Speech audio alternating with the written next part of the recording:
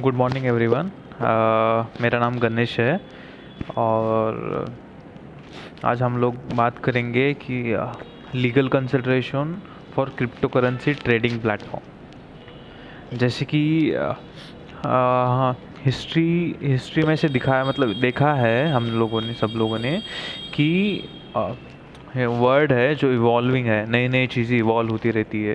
जैसे कि recent development artificial intelligence था, उसके अंदर बहुत सारी चीज़ें आई गई, बहुत सारी इवॉल्व चीज़ें होती गई और वर्चुअल करेंसी एक वन ऑफ द इवोल्यूशन माना जाता है। तो वर्चुअल करेंसी एक ऐसा प्लेटफॉर्म है जहाँ पर ऐसा एक प्लेटफॉर्म है, मतलब वर्चुअल करेंसी एक इसके उसके नाम में ही है। जैसे कि जो करेंसी जो वर्चुअल है, जो एग्जिस्ट करती है लेकिन वो सिर्फ वर्चुअली, उसका एक स्पेसीज़ है, उसको बोलते हैं क्रिप्टो करेंसी, जिसके बारे में हम आज बात करेंगे। कि क्रिप्टो करेंसी एक नया पेमेंट का मेथड है जहाँ पर जो सेंट्रलाइज नहीं है, जहाँ पर किसी का अथॉरिटी नहीं है, लेकिन जिसके पास है वो वन टू वन ट्रांजैक्शन कर सकता है। जैसे कि आरबीआई, हमारा रिजर्व बैंक ऑफ इंडिया ने क्रिप्टो करेंसी को अच्छे से डिफाइन किया है, जिसमें वो बोलता है कि virtual currency as a type of unregulated digital money issued and controlled by its developers and used and accepted by the members of a specific virtual community.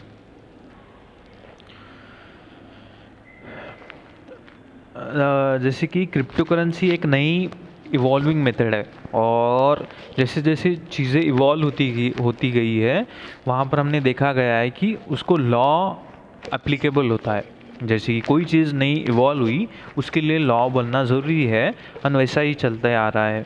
जब नया स्टेट बनता है वो लॉ बनाते जाता है एंड उसके अंदर कुछ नई चीज़ आई तो उसके ऊपर लॉ बनता, अगर है तो उसको अप्लाई होता है, अगर नहीं है तो उसको बनाना पड़ता है, क्योंकि उसको रेगुलेट करने के लिए रेगुलेशन एक बहुत ज़रूरी है वेलफेयर स्टेट के लिए, फेयरनेस के लिए। और जैसे इसमें है कि रियल करेंसी जो होती है वो फिज़िकल मनी है जो हम लोग एवरी डे यूज़ करते हैं, जैसे कि कॉइन्स या बिल्स हो। And it's the stuff the government says is the official money we should all use. मतलब यहाँ पर गवर्नमेंट बताता है कि ये ऑफिशियल मनी है, तुम लोग यूज़ कर सकते हो। लेकिन ये क्रिप्टो करेंसी के मामले में नहीं है। क्रिप्टो करेंसी के मामले में अभी तक गवर्नमेंट ने बताया नहीं है कि तुम लोग इसको यूज़ कर सकते हो, मतलब इसको लीगैलिटी दी गई नहीं है। एंड जो लॉ बताता है कि वैलिड करेंसी वही है जो जिसके पास लीगल टेंडर है, without that there is no currency at all.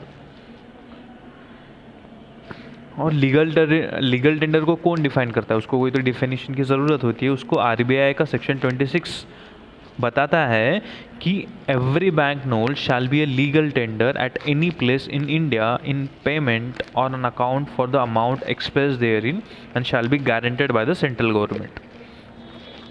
अगर उसके पास लीगल टेंडर नहीं है तो करेंसी नहीं है।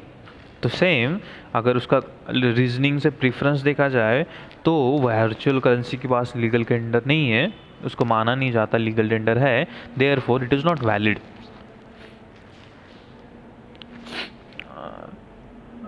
आरबीआई ने 2018 में सब fact taking into consideration ban किया गया था क्रिप्टो करेंसी को, बट सुप्रीम कोर्ट ने उसको स्ट्राइक डाउन कर दिया कुछ रीजंस देके।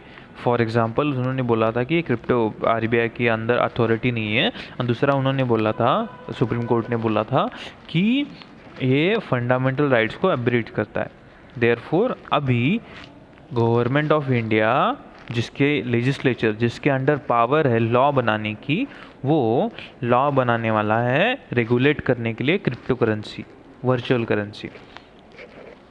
So, the Indian government is thinking about a new law called the Cryptocurrency and the Regulation of Official Digital Currency Bill. This law is similar to earlier version but aims to prohibit private cryptocurrencies in India, with some exception to encourage the technology behind them and cryptocurrency trading. The idea is to establish a framework for an official digital currency issued by the Reserve Bank of India. The new law acknowledges unclear rules and cryptocurrencies and suggests banning all private cryptocurrencies, though it's not clear which specific type will be considered a private.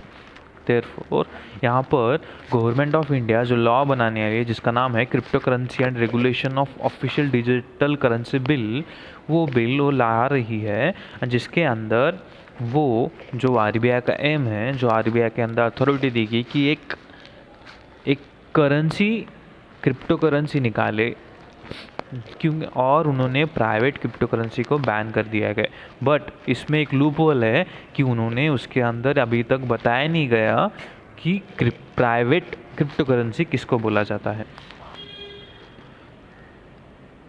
अभी तक जो भी main जिसके अंदर authority है या फिर इसको legislatures including अपने finance ministers and governors and government spokespersons have talked about cryptocurrency, but ऐसा भी बोला जाता है कि 2022 के बजट में 30% tax on profits from crypto currency लगाया गया था। ये इंटायरली इलीगल नहीं है, बट इलीगल नहीं है क्योंकि हम लोग टैक्स अगर किसी चीज़ के ऊपर अगर टैक्स लगाते हैं तो उसको समझा जाता है कि वो लीगल है, क्योंकि लीगल चीज़ों के ऊपर ही टैक्स लगाया जाता है। Before calling any new currency a currency it has to meet certain requirement, क्योंकि तुमको अगर कोई सी भी चीज़ करेंसी नहीं हो सकती जब तक उसका कोई रिक्वायरमेंट है वो फुलफ़िल ना हो। जैसे कि फॉर एग्जांपल वर्चुअल करेंसी के लिए रिक्वायरमेंट हो गई कि virtual currency specifically crypto currency, उसको रिक्वायरमेंट होगी करेंसी बनने के लिए, वो रिक्वायरमेंट क्रिप्टो करेंसी फुलफ़िल नहीं कर रहा, इसीलिए भी उसको वैलिड करेंसी माना नहीं जा रहा। बहुत सारी इकोनॉमिक्स प्रिंसिपल्स हैं जो बताते हैं कि जो मनी है वो वोलाटाइल नहीं होनी चाहिए, मतलब अपने उसका डिस्क्रिशन नहीं होना चाहिए, उसकी एक एग्जैक्ट वैल्यू रहती है। लेकिन क्रिप्टो करेंसी में वैसा नहीं है, क्रिप्टो करेंसी वोलाटाइल है, हाईली वोलाटाइल है। Therefore, it doesn't meet the basic requirement to be called money, even though people use it as such.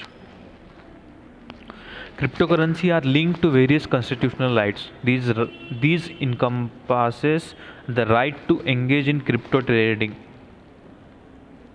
which is given by the Article 19 of the Constitution of India, जो बोलता है कि तुमको freedom है, तुमको right है किसी trade करने के लिए।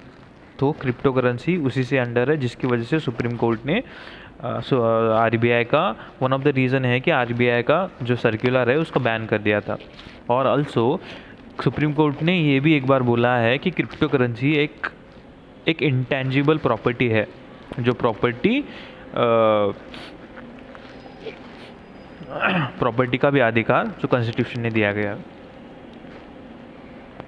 लेकिन रेगुलेशन लाना बहुत ज़रूरी है, उसीलिए the potential misuse of a private crypto currencies exist in various form. अगर उसके अंदर कोई लॉ नहीं रहा तो उसका वेरियस मिसयूज़ हो सकता है। फॉर एग्ज़ाम्पल, जब गैम्बलिंग के बारे में कॉन्स्टिट्यूशनल असेंबली में बात हो रही थी, तब बहुत सारे जो ड्राफ्टिंग कमेटी के मेंबर्स हैं उनका कहना था कि even though gambling is prohibited in India, it should be explicitly mentioned in constitution, because अगर स्पेसिफिक उसके ऊपर लॉ रहा, फॉर एग्जांपल कि गैम्बलिंग बैन है कॉन्स्टिट्यूशन ऑफ इंडिया में लिखा गया है, तो हम ऐसा माना जाएगा कि गैम्बलिंग बैन है। वैसे ही क्रिप्टो करेंसी के बारे में लॉ आना ज़रूरी है, क्योंकि ये नया सब्जेक्ट है, उसके बारे में कोई लॉ है नहीं अभी तक, तो उसका लीगैलिटी, उसकी वर्किंग कंडीशन, उसके अंदर बहुत सारी चीज़ें होती है जो लीगल कंसिडरेशन लेना ज़रूरी है। फॉर एग्ज़ाम्पल कि उसके law related taxation, consumer protection, tort, any dispute resolutions, इसके बारे में जो भी चीज़ें हैं उसको कंसिडर करना बहुत ज़रूरी होता है। इसलिए ये लॉज लाना बहुत ज़रूरी है, जो गवर्नमेंट उसकी राह पर है। अभी जो कंक्लूजन में cryptocurrency is a new invention and उसके कुछ पहलू हैं जो सही है, कुछ गलत है। जैसे कि every coin has its own side and own bad things and own good things. But अभी इस समय there is no law that define the rights and wrong of cryptocurrency, because there would be so much misuse which would be against the welfare of the state.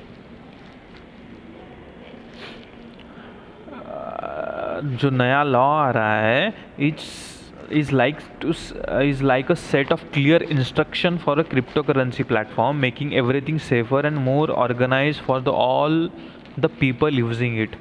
It's like putting a traffic lights on a busy road so that everyone can drive smoothly without chaos. मतलब कि अगर law होगा तो law का main जो M है कि उसका एडमिनिस्ट्रेशन अच्छा करना, और मेन एम जो ऑब्जेक्टिव है वेलफेयर ऑफ द स्टेट, उसके लिए इम्पॉर्टेंट है कि लॉ हर एक नए इवोल्यूशन के बारे में स्पेसिफिकली बताए, उसको रेगुलेट करे। उसकी वजह से ये लॉ बनाया गया है, taking into consideration of the fact about the laws of consumers and torts and contract and taxation, जिसकी वजह से सब कुछ smoothly and regularly in legal ambit चला जाए। Thank you.